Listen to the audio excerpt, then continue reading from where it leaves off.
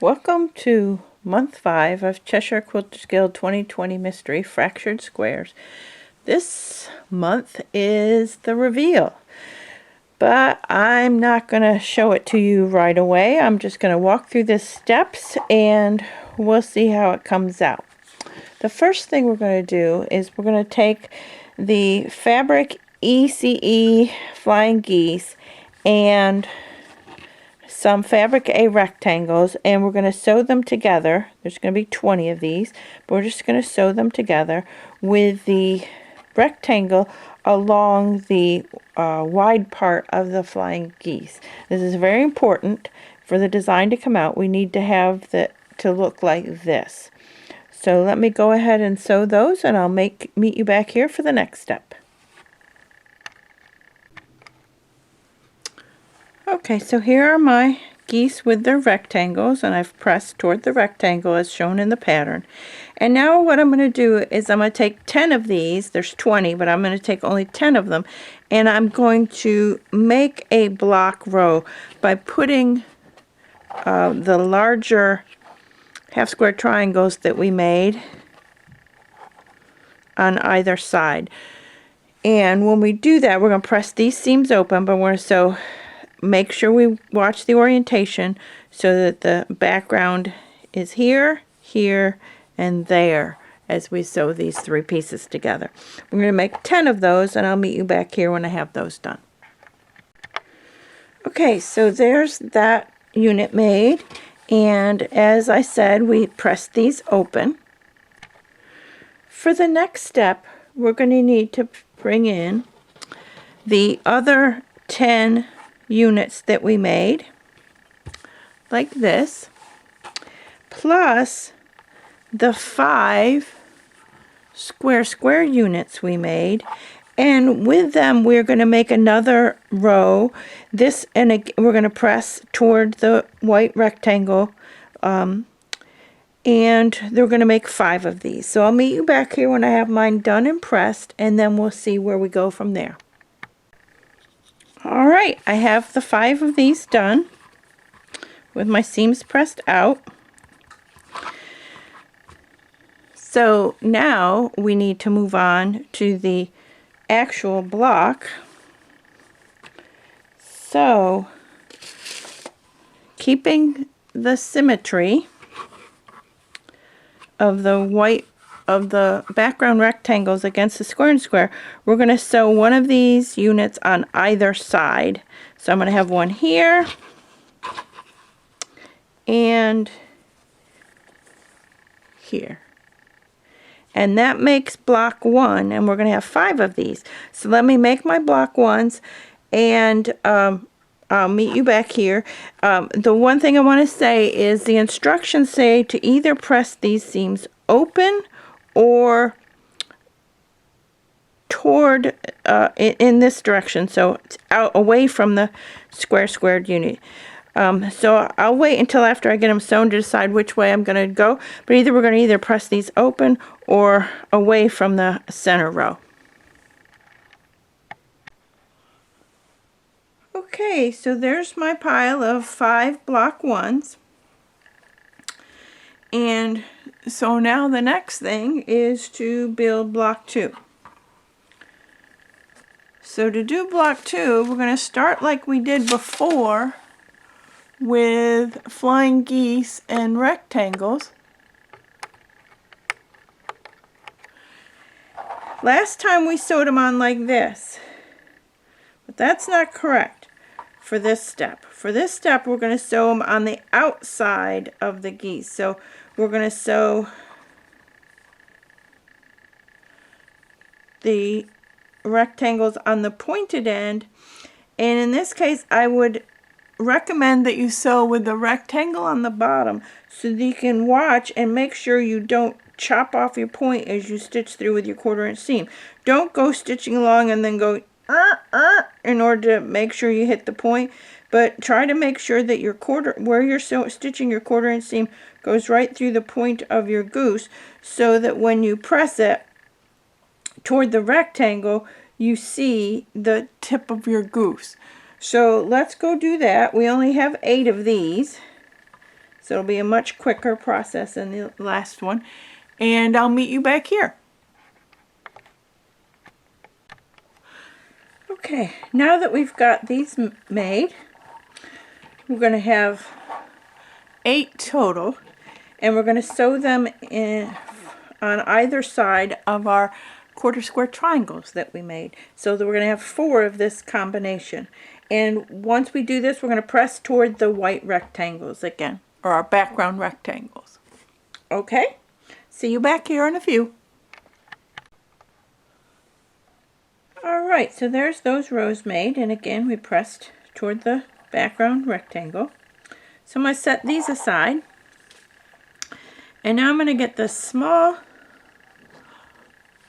half square triangles that we made and the small rectangles of background, and we're going to make 8 of each orientation. Notice that the dark fabric is away from the rectangle, but on one it's at the right end and on the other it's at the left end. So just make sure you orient your half square triangles correctly and make 8 of each orientation. As before, we're going to press toward the rectangle, so I'll be back here when I have my 8 of this and 8 of that made. Okay, there's my units made, and I've pressed toward the rectangle. And now I'm just going to separate the units, and what I'm going to do is in between them, I'm going to sew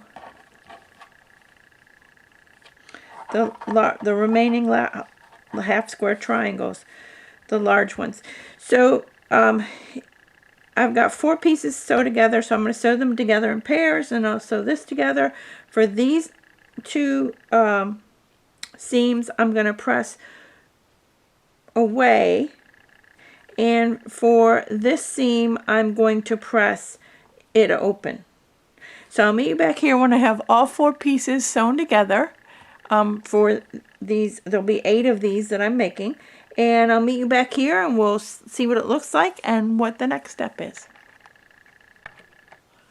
Okay, so here I have 8 of these with my seams pressed out and this one pressed open. I'm going to split this into 2 groups of 4. And the other row that we made is now going in the middle. So we're going to have this to put together, and now you'll see why we press these seams to the outside, because we press these in, and so these seams right here shall nest when we sew the rows together. There aren't going to be any other matching seams, just these right here. So these are pressed in, those are pressed out, so we'll be able to nest and sew these together, and this will be block 2. So I'll meet you back here when I have block 2 finished, and we'll see what the next thing is to do.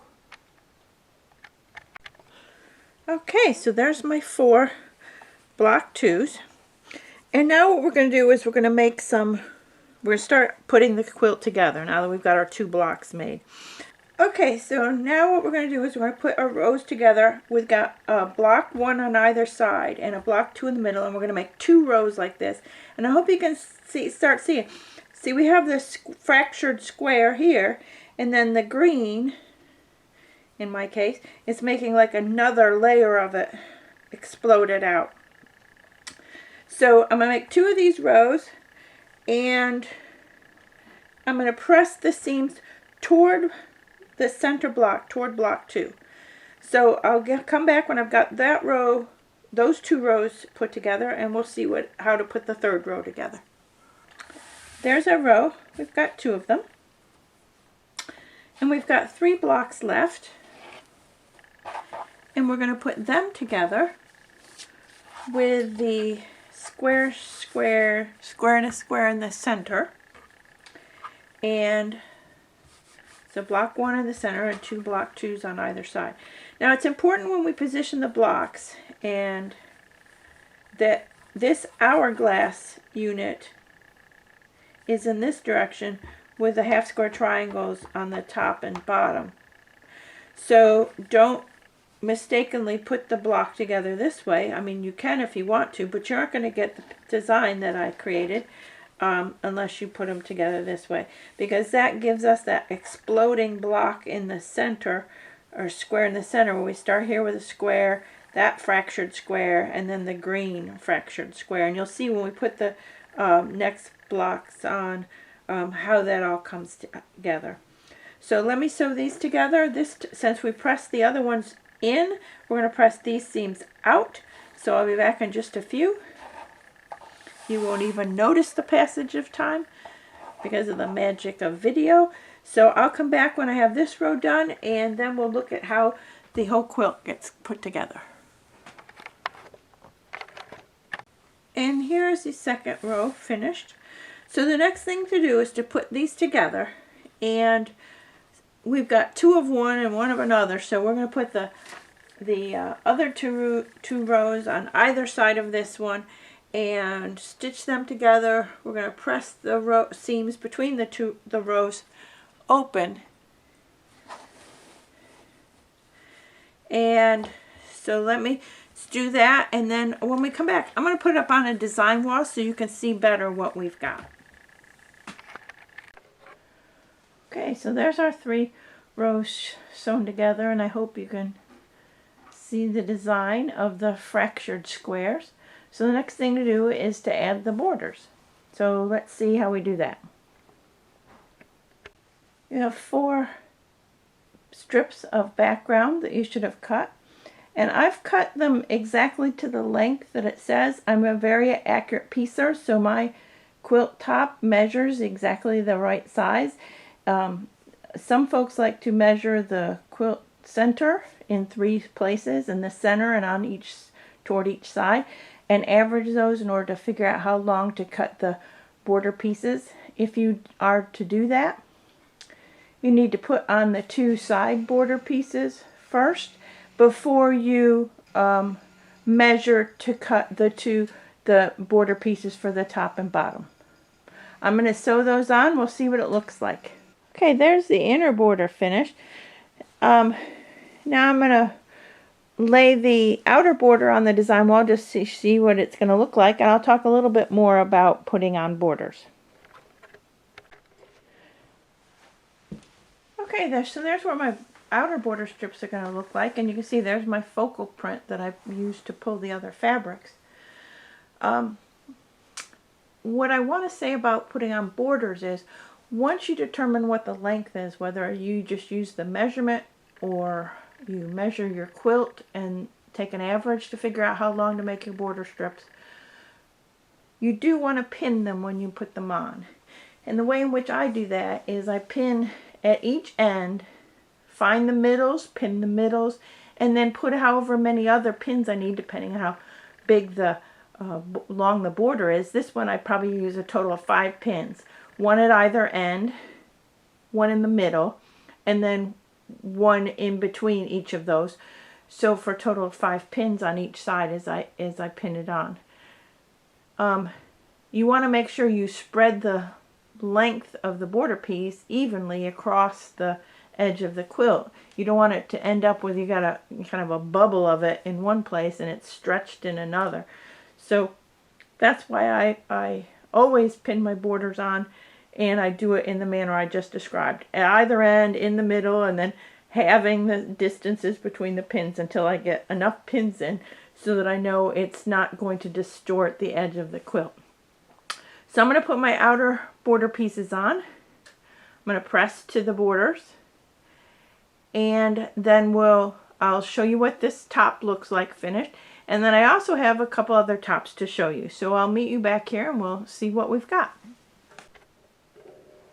And there you have fractured squares. I hope you can see all the little squares that have been exploded out and are spraying around the quilt top.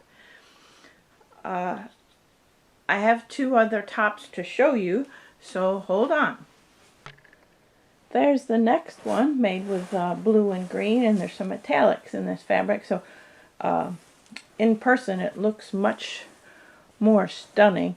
I don't think you can see the exploding squares quite as much in this version because there isn't enough contrast between,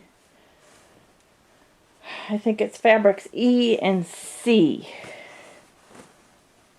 But I've got one more to show you, so hold on. And there's my third version of Fractured Stars. Again, I think you can see the squares in this one a little better because there's good contrast between the red and the gold fabrics. So thank you for joining me for Cheshire Quilters Guild 2020 Mystery Fractured Squares. See you next month for It's a Surprise. See you then. Bye-bye.